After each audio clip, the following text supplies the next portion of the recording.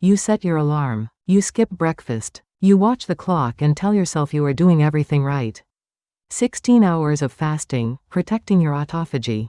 Letting your cells run their cleanup cycle. And then, without even thinking about it, you add a splash of cream to your morning coffee. Or you reach for a 0-calorie soda. Because, well, 0 calories means 0 impact, right? Today, we need to talk about why that logic is costing you the most valuable part of your fast. And exactly what you can and cannot consume during your fasting window without breaking autophagy. First, understand what you are actually protecting. Autophagy is the process by which your cells disassemble and recycle damaged proteins, dysfunctional organelles, and metabolic waste products. Think of it as a cellular renovation crew that only shows up when the kitchen is closed. When autophagy is running properly, damaged cellular components are cleared out. Inflammation decreases, cancer suppression pathways activate, and neurons receive protection against degenerative disease. The discovery of this mechanism earned a Nobel Prize in medicine.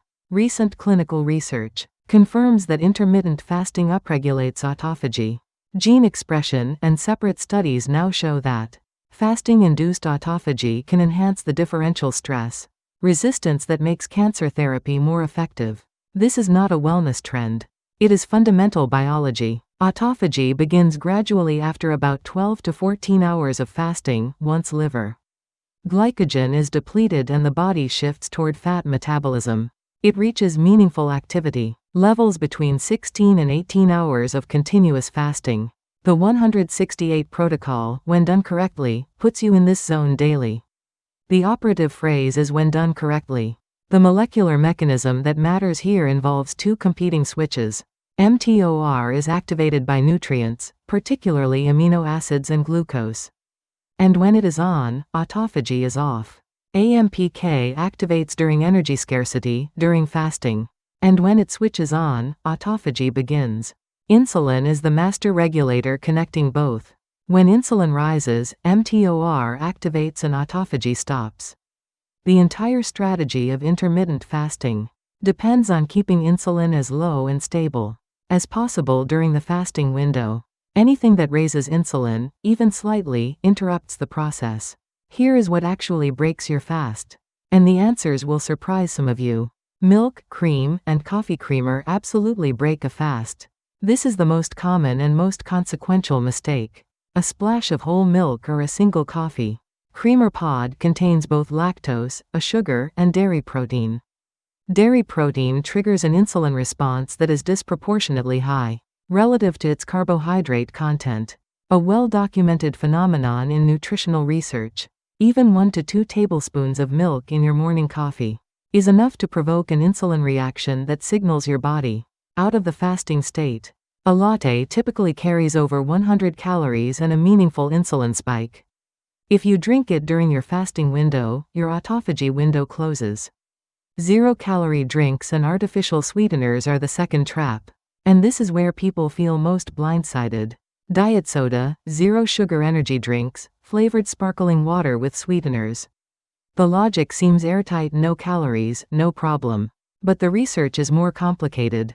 Certain non-caloric sweeteners, specifically acesulfame K and sucralose, have been shown to alter gut microbial composition and stimulate the production of LPS, a pro-inflammatory compound, disrupting metabolic function in ways that have nothing to do with calorie content.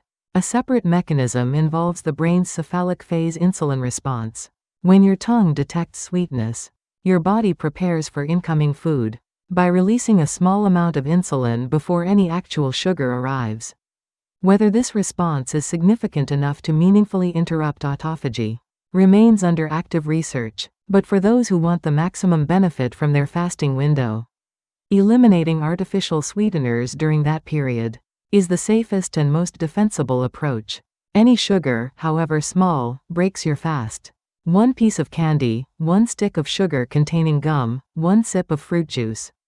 Liquid sugars, particularly fructose-based ones, produce blood sugar spikes even faster than solid food because they bypass the digestive slowing that fiber provides. If you reach for something sweet during your fasting window, recognize that as a signal that your blood sugar is dropping. and your body is entering the fat-burning zone. Getting through that pull is exactly where the metabolic benefit lives. Surrendering to it resets the clock entirely. Small amounts of protein and fat also break a fast in the context of autophagy. Even if the caloric impact seems trivial. A few almonds, a cube of cheese, a spoonful of peanut butter. Protein, especially leucine and other branched-chain amino acids, is one of the most potent activators of mTOR.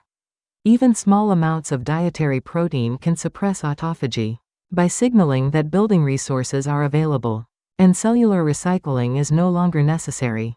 Protein supplements and BCAA drinks during a fasting window definitively end the fast in biological terms, even though they are sometimes marketed as fasting compatible for workout support. If you exercise in a fasted state and want to combine both benefits, keep the fasting window intact through the workout, and open your eating window afterward with a protein-rich first meal.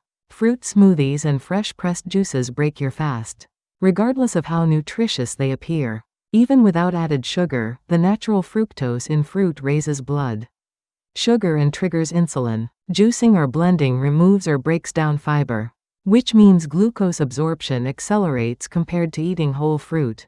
A single cup of fresh pressed juice can represent the sugar content of multiple pieces of fruit, absorbed within minutes. Now for the good news. Here is what you can consume without breaking autophagy. Plain water is always safe and is essential. Fasting increases urinary output, which means electrolytes leave the body along with fluids. Supplementing with a small amount of sodium, such as a pinch of mineral salt, dissolved in water, or using an unsweetened electrolyte formula, helps prevent the fatigue, headaches, and muscle cramps that cause many people to abandon their fast prematurely. Black coffee, with nothing added, does not break a fast. In fact, research published in a peer-reviewed biomedical journal showed that both regular and decaffeinated coffee triggered an organism-wide autophagic response in animal models. Caffeine activates AMPK and suppresses mTOR, the exact same molecular pathway that fasting uses to initiate autophagy. Coffee appears to amplify the fasting signal rather than interrupt it. Keep consumption to 2 to 3 cups per day and avoid it in the afternoon. If you are sensitive to caffeine, unsweetened green tea and herbal teas are also compatible with fasting. Catechins in green tea activate AMPK pathways and support the same biological mechanisms that fasting engages. Unsweetened black tea, herbal teas, and rooibos are all fasting window safe. The moment you add sugar, honey, or milk, the fast ends. Plain sparkling water without sweeteners or flavorings is safe. For many people, the carbonation provides a sense of fullness that makes the fasting window significantly easier to sustain. Your 7-day implementation plan works as follows. On days 1 through 3, audit everything you currently consume during your fasting window. Remove coffee creamer, 0-calorie sodas, flavored drinks, and any snacks you have been justifying as harmless. Replace them with a curated list of black coffee, unsweetened tea, and water. On days 4 and 5, introduce electrolyte support. If you experience fatigue or headaches during extended fasting, a pinch of Himalayan salt in your water, or an unsweetened electrolyte supplement, addresses the likely cause without breaking your fast. On days 6 and 7, focus on how you break your fast. The meal that ends your fasting window matters considerably. Opening with eggs, avocado, fermented foods, or nuts allows insulin to rise gradually rather than spiking. Breaking a fast with high glycemic foods such as white bread, juice, or sugary cereals drives a sharp insulin surge that diminishes the metabolic transition you spent hours building. The safety notes are non-negotiable. Intermittent fasting is not appropriate for everyone. People with type 1 or type 2 diabetes, who use insulin or insulin-stimulating medications, face serious hypoglycemia risk from extended fasting periods, and must consult their physician before making any changes to eating schedules. Pregnant and breastfeeding women should not practice intermittent fasting, as the priority is consistent nutritional supply. Adolescents should not use extended fasting protocols. Anyone with a history of disordered eating should approach fasting with caution and professional guidance, as structured food restriction can trigger problematic patterns. If you experience persistent dizziness, extreme fatigue, or heart palpitations during a fasting window, shorten the window and speak with a doctor. These protocols support, not replace, medical care. The hours you invest in fasting deserve to actually work. Make them count. If this video clarified something that has been confusing, please subscribe and share it with anyone practicing intermittent fasting.